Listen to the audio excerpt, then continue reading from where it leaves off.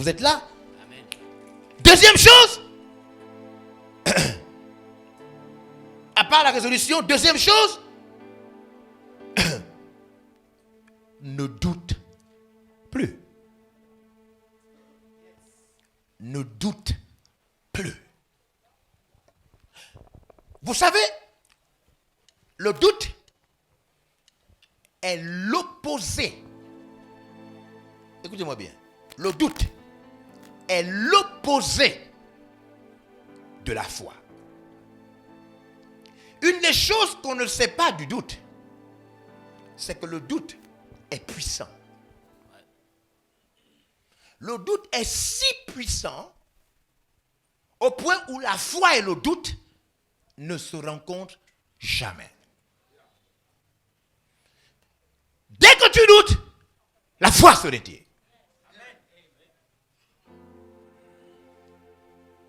D'où vient le doute? Le doute vient de la pensée. Le doute vient de la pensée. Que signifie le doute?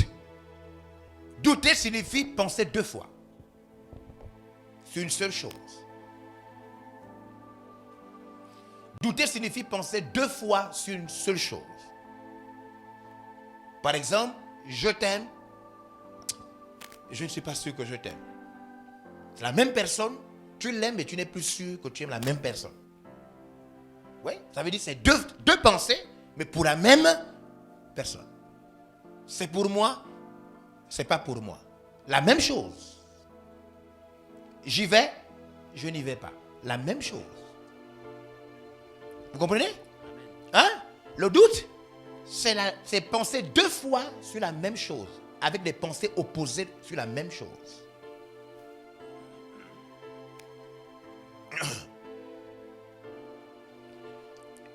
Si vous voulez découvrir la faiblesse de Dieu, alors doutez. Dieu n'est pas faible. La seule faiblesse de Dieu, c'est le fait que vous doutiez. Quand vous doutez, vous rendez Dieu incapable d'agir dans votre vie.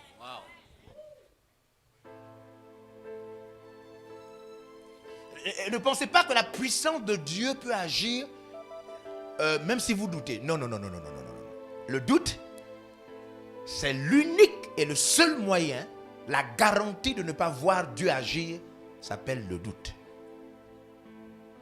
Dans tous les domaines où vous doutez, Dieu n'agira pas. Yeah. Si vous doutez que vous allez vivre longtemps, alors vous ne vivrez pas longtemps. Le doute est une arme puissante contre la foi.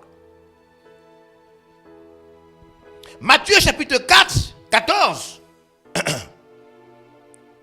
Regardez avec moi le livre de l'évangile selon Matthieu.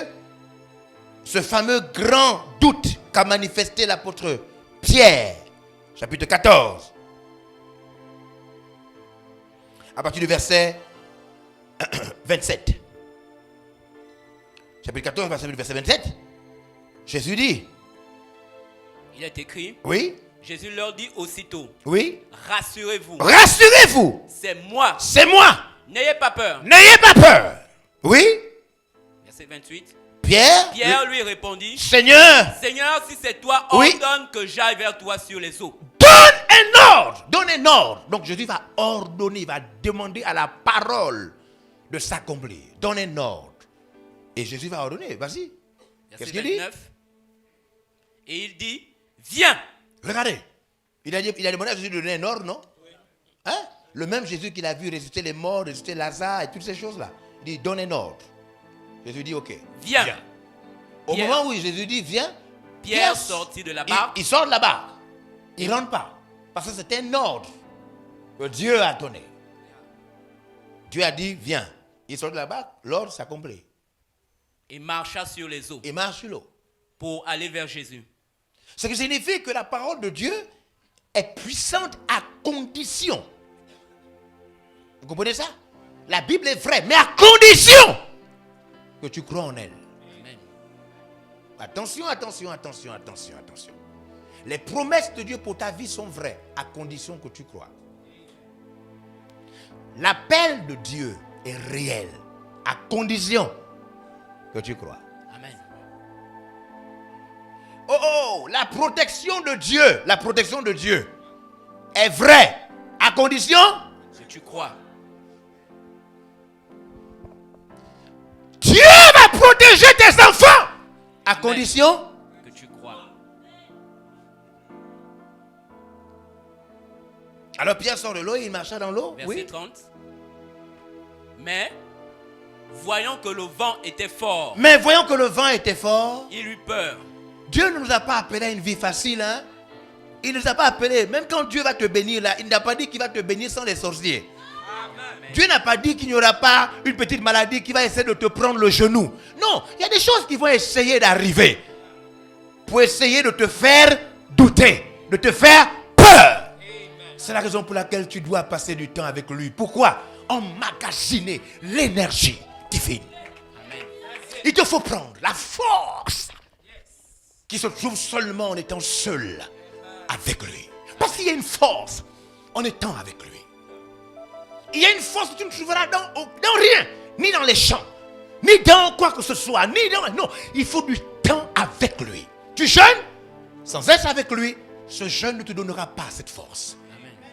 Tout ce que tu peux faire de l'église sans passer du temps avec lui, tu ne peux pas recevoir cette force. Parce que cette force émane de lui. Elle sort de lui. Il faut que tu passes du temps avec lui, seul avec lui. Alors il change ton intérieur. Il renouvelle ta foi. Il faut passer du temps avec lui. Et plus tu passes du temps avec lui, tu es transformé en la même image par le Seigneur, l'Esprit de Dieu. Oh, tu as tort, j'ai tort de ne pas passer du temps avec Jésus. Passer du temps avec lui. Dans le jeûne, dans la prière. Et il te donne le pouvoir, la force de Dieu. Sans ça, tu ne peux pas. Sans ça, tu vas te décourager. Sans ça, tu auras peur. Sans ça, devant le vent de la vie, tu vas perdre, tu vas baisser les bras. Sans ça, tu te diras, non, j'ai essayé, mais ça ne peut pas. Sans ça, tu vas commencer à faire couler les larmes et regarder à tes parents qui t'ont abandonné. Il te faut passer du temps avec lui. Reviens dans sa présence. Reviens dans sa présence. Là où lui et toi, vous êtes seuls. Seul. Il a besoin d'être seul avec toi. Pour que le doute disparaisse. Pour que la faiblesse humaine de ton cœur disparaisse. Pour que tu ressentes une foi solide. Une foi qui ne doute pas. Il te faut passer du temps avec lui. Tu as tort de te réveiller le matin, de parler de Dieu, d'aller au travail sans passer du temps avec lui. Tu as tort. Tu as tort. Il est la source de la vie. En lui, nous avons l'énergie dont nous avons besoin. Nous avons besoin de passer du temps avec lui. Tu as besoin. Vous voyez? La parole était là. Le miracle était là. Oui. Jésus était là. Oui. Mais Pierre, voyant que le vent était trop fort, Il eut peur. il a ressenti quoi? La peur. Et comme il commençait à enfoncer, Et dès que la peur est arrivée, il a commencé à couler. Apôtre, l'apôtre Pierre. Un apôtre qui coule. Un pasteur coule. Un prophète coule. Un serviteur de Dieu coule. Un prédicateur de l'évangile coule. Quand il n'a plus de temps avec Jésus. Vous savez pourquoi Jésus lui marche sur les eaux? Il est toujours debout sur les eaux, Jésus. Amen. Au moment où Pierre est en train de couler, Jésus se maintient sur les eaux. Amen. La Bible dit dans ce texte qu'il revient d'où? De la montagne. Il a passé du temps avec son père. Voyant qu'il y avait trop de vent, Jésus n'a pas pris la pirogue. Il s'est mis à marcher. La Amen. présence de son père était sur lui. Si tu passes du temps avec Jésus, tu vas faire ce qui te faisait peur. Tu vas faire ce qui te faisait peur. Est-ce que vous comprenez? Amen. Il commença à enfoncer, il s'écria, Seigneur! Sauve-moi. Il est revenu, il savait qu'il fallait s'approcher de Jésus. Sauve-moi! Et Jésus a tendu sa main. Étant avec Pierre, à côté de Pierre, les deux remontèrent dans la barque. Étant avec Jésus, Pierre a recommencé à marcher sur l'eau. Le même qui a coulé, quand Jésus l'a saisi la main, Jésus a fait sortir Pierre. Étant avec Pierre, Pierre et Jésus ont marché pour retourner dans la barque. Amen. Être avec Jésus, c'est ce qu'il te faut. Amen. Je te dis la vérité. Amen. Te réveiller le matin, prendre du temps le soir, passer du temps avec lui. Tu ne peux pas savoir la force qui rentre dans ton corps. Tu ne peux pas savoir l'énergie divine que tu reçois. Amen. Le pouvoir que tu reçois. Amen. De passer du temps avec Jésus. Le pouvoir. D'où viennent les faiblesses que tu as? D'où viennent les désirs avec lesquels tu te bats? C'est parce que tu es un peu loin de Jésus. Tu es toujours chrétien, juste que tu es loin de lui. Amen.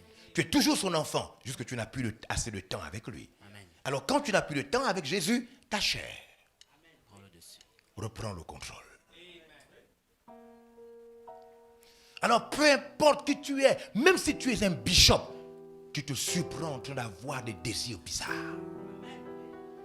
Tu te surprends en train d'avoir des pensées bizarres. Parce que loin de Jésus, il y a la peur. Amen. Loin de Jésus, il y a l'attirance des choses du monde. Amen. Loin de Jésus, nous sommes faibles. Loin de Jésus, peu importe ton statut, loin de Jésus, tu es vulnérable. Amen. Tu es vulnérable.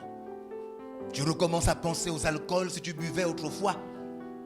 Tu commences à penser aux femmes, même si tu es marié. Loin de Jésus, nous sommes vulnérables. Jésus est la victoire. La victoire. La vraie vie chrétienne se vit auprès de Jésus. La vraie vie. Donc ce n'est pas que tu n'es plus chrétien, c'est juste que tu es loin de lui. Ce n'est pas que tu es tombé, non, tu t'es éloigné de lui. Reviens. Reviens auprès de lui. Il te donnera des nouveaux sentiments. Un esprit nouveau. Une force nouvelle. Jésus te donnera l'envie de prier. Tu vois comment l'envie va revenir. Être auprès de lui. L'heure de douter est terminée. Passe du temps avec Jésus. Passe du temps avec Jésus. Des fois, tu as l'impression que ce temps ne signifie rien. Si, l'énergie passe. Amen. Jésus ne te fera pas, il ne te fera pas la cour chaque matin, chaque soir. Tu ne ressentiras pas chaque fois les mêmes sentiments. À un moment, tu auras l'impression que tout est sec. Mais il est là. Amen. L'énergie passe. L'énergie passe.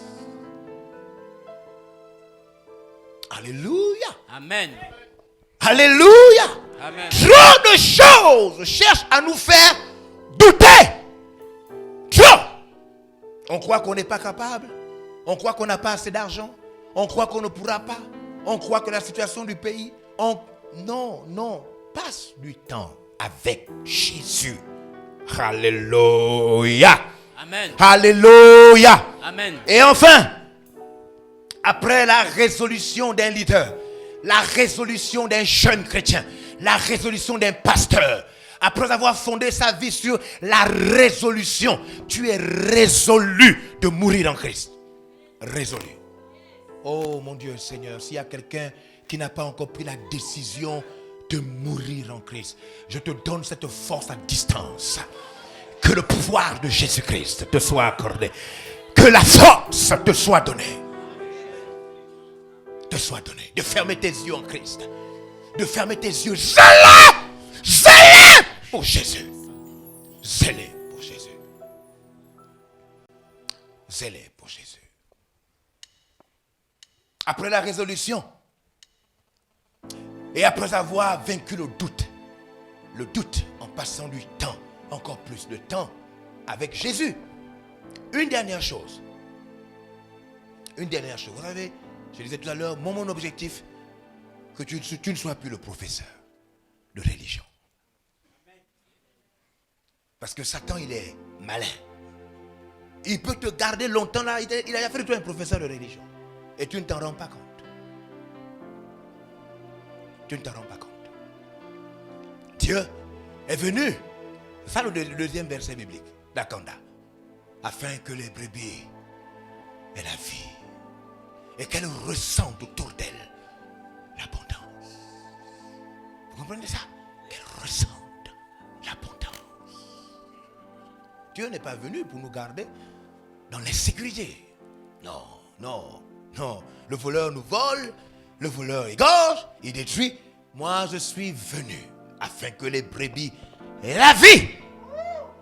Et qu'elles soient, et que les brebis soient